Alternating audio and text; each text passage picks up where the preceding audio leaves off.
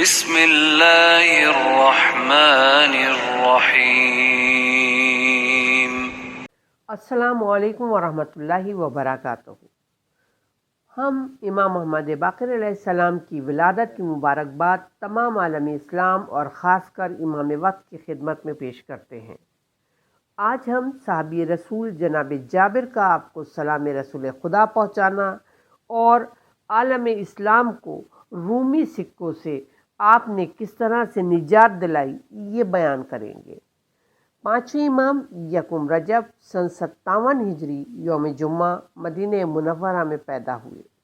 آپ ایسے ماں باپ کے فرزند ہیں جو دونوں جانب سے علوی، طاہر اور ذکی ہونے کا شرف رکھتے ہیں۔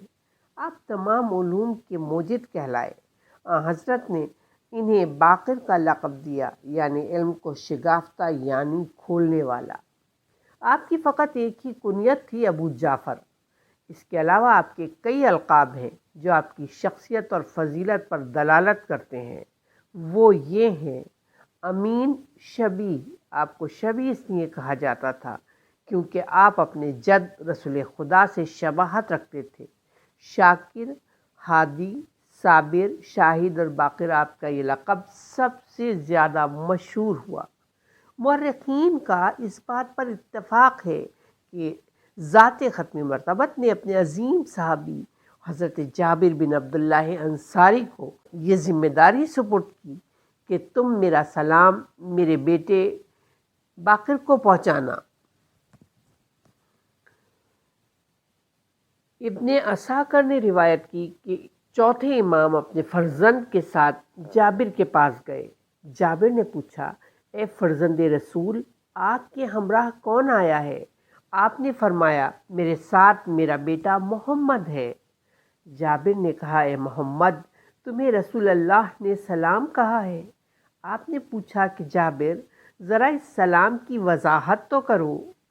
کہنے لگے کہ ایک دن رسول اللہ حسین ابن علی سے یہ کہہ رہے تھے کہ میرے اس بیٹے سے ایک بیٹا پیدا ہوگا جسے علی ابن الحسین کہیں گے۔ جب قیامت کا دن آئے گا اور پکارنے والا یہ ندا دے گا کہ سید العابدین کون ہے، تو میرا وہ بیٹا اپنی جگہ سے کھڑا ہو جائے گا۔ پھر اسی بیٹے سے ایک دوسرا بیٹا پیدا ہوگا جس کا نام محمد ہوگا۔ اے جابر، جب تم اسے دیکھنا تو میرا سلام اس سے کہہ دینا۔ اے جابر، یاد رکھو میرا مہدی اسی محمد سے ہوگا، اور یاد رکھو کہ اس کو سلام پہنچانے کے بعد تمہاری زندگی بہت کم رہ جائے گی۔ عبد الملک بن مروان نے سن 75 ہجری میں پانچویں امام کی صلاح سے اسلامی سکہ جاری کیا۔ اس سے پہلے روم کا سکہ اسلامی ممالک میں رائج تھا۔ اس واقعے کی تفصیل علامہ دمیری کے حوالے سے یہ ہے کہ ایک دن علامہ کسانی سے خلیفہ ہارون رشید عباسی نے پوچھا کہ اسلام میں درہم و دینار کے سکے کب اور کیوں کر رائج ہوئے؟ انہوں نے کہا کہ سکوں کا اجرا خلیفہ عبد الملک بن مروان نے کیا ہے، لیکن اس کی تفصیل سے ناواقف ہوں اور مجھے نہیں معلوم کہ ان کا اجرا اور ایجاد کی ضرورت کیوں محسوس ہوئی۔ ہارون رشید نے کہا، بات یہ ہے کہ زمانہ سابق میں جو کاغذ وغیرہ ممالک اسلامیہ میں استعمال ہوتے تھے وہ مصر میں تیار ہوا کرتے تھے، جہاں اس وقت نصرانیوں کی حکومت تھی، اور وہ تمام کے تمام بادشاہ روم کے مذہب پر تھے۔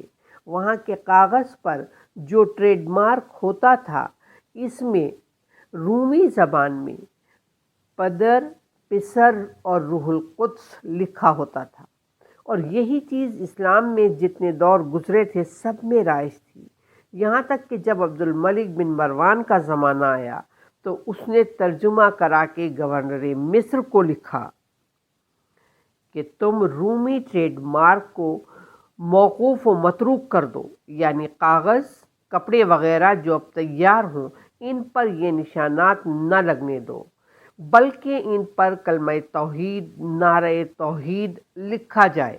چنانچہ اس حکم پر عمل درآمد کیا گیا۔ تو قیصر روم کو یہ بے انتہا ناگوار گزرا۔ اس نے تحفے بھیج کر عبد الملک بن مروان خلیفہ وقت کو لکھا کہ کاغذ وغیرہ پر جو مارک پہلے تھا وہی بدستور جاری کرو۔ عبد المالک نے تحفے لینے سے انکار کر دیا اور سفیر کو تحفے سمیت واپس بھیج دیا اور اس کے خط کا جواب تک نہ دیا۔ قیصر روم نے تحفوں کو دگنا کر کے پھر بھیجا اور لکھا کہ تم نے میرے تحفوں کو کم سمجھ کر واپس کر دیا، اس لیے اب اضافے کر کے بھیج رہا ہوں، اسے قبول کر لو اور کاغذ سے نیا مارک ہٹا دو۔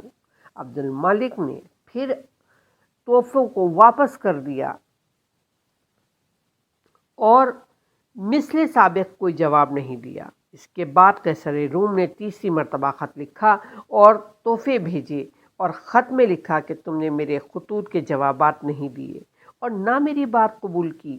اب میں قسم کھا کر کہتا ہوں کہ اگر تم نے اب بھی رومی ٹریڈ مارک کو ارسر نو رواج نہ دیا اور توحید کے جملے کاغذ سے نہ ہٹائے تو میں تمہارے رسول کو معاذ اللہ برا بھلا لکھ کر سکہ درہم و دینار پر نقش کرا کے تمام ممالک اسلامیہ میں رائج کر دوں گا اور تم کچھ نہ کر سکو گے۔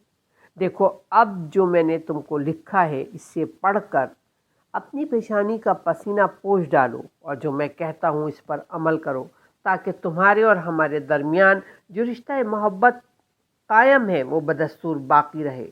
عبد الملک ابن مروان نے جس وقت یہ خط کو پڑھا اس کے پیروں تلے زمین نکل گئی۔ اس نے علماء، فضلاء، اہل رائے اور لوگوں کو فوراً جمع کر کے ان سے مشورہ طلب کیا، لیکن کسی کی بھی رائے سے وہ مطمئن نہ ہو سکا اور زیادہ پریشان ہوا۔ تو اس کے وزیر اعظم نے یہ کہا، بادشاہ تو یقیناً جانتا ہے کہ اس اہم موقع پر اسلام کی مشکل کشائی کون کر سکتا ہے، لیکن جان بوجھ کر اس کی طرف رخ نہیں کرتا۔ بادشاہ نے کہا، بتا تو صحیح وہ کون ہے؟ اس کے وزیر اعظم نے کہا، میں فرزند رسول امام محمد باقر علیہ السلام کی طرف اشارہ کر رہا ہوں۔ عبد الملک بن مروان نے جو ہی آپ کا نام سنا کہنے لگا، خدا کی قسم تم نے سچ کہا اور صحیح رہبری کی۔ اس کے بعد اسی وقت فوراً اپنے عامل مدینہ کو لکھا کہ اس وقت اسلام پر ایک سخت مصیبت آ گئی ہے اور اس کا دفع ہونا امام محمد باقر علیہ السلام کے بغیر ناممکن ہے۔ جیسے ہی امام کی خدمت میں عبد الملک بن مروان کا پیغام پہنچا، آپ فوراً عازم سفر ہوئے گئے اور اہل مدینہ سے فرمایا، چونکہ اسلام کا کام ہے لہٰذا میں اپنے تمام کاموں پر اس سفر کو ترجیح دیتا ہوں۔ الغرض آپ وہاں سے روانہ ہو کر عبد الملک کے پاس جا پہنچے۔ بادشاہ بہت پریشان تھا۔ آپ کے استقبال کے فوراً بعد عرض مدعا کر دیا۔ امام نے مسکراتے ہوئے فرمایا، بادشاہ سن، مجھے بعلم امامت معلوم ہوا ہے کہ خدا قادر و توانا قیصر روم کو اس فعل قبیح پر قدرت ہی نہ دے گا۔ امام نے فرمایا کہ تم اسی وقت کاریگروں کو بلاؤ اور ان سے درہم و دینار کے سکے ڈھلواؤ اور ممالک اسلامیہ میں رائج کر دو۔ اس نے پوچھا کہ ان کی شکل و صورت کیا ہوگی اور وہ کس طرح ڈھلیں گے؟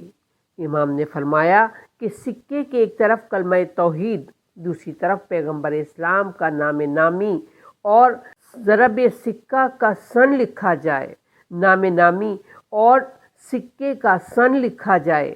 اس کے بعد اس کے اوزان بتائے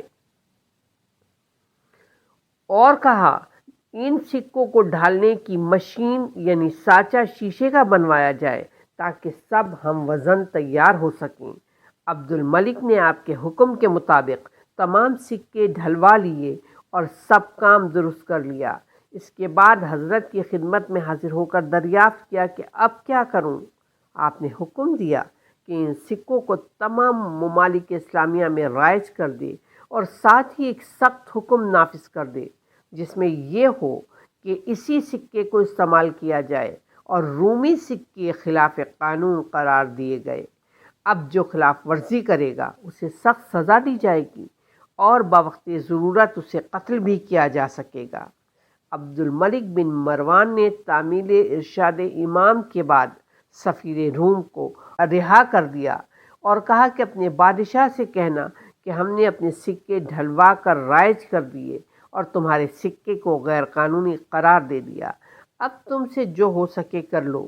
سفیر روم یہاں سے رہا ہو کر جب اپنے قیصر کے پاس پہنچا تو اسے ساری داستان بتائی۔ وہ حیران رہ گیا اور سر ڈال کر دیر تک خاموش رہا، سوچتا رہا۔ لوگوں نے کہا، بادشاہ، تو نے جو یہ کہا تھا کہ میں مسلمانوں کے پیغمبر کو سکوں پر معاذ اللہ گالیاں کندہ کرا کر دوں گا، اب اس پر عمل کیوں نہیں کرتے؟ اس نے کہا، اب کیا کروں گا؟ اب تو ان کے ممالک میں میرا سکہ ہی نہیں چل رہا اور نہ لین دین ہو رہا ہے۔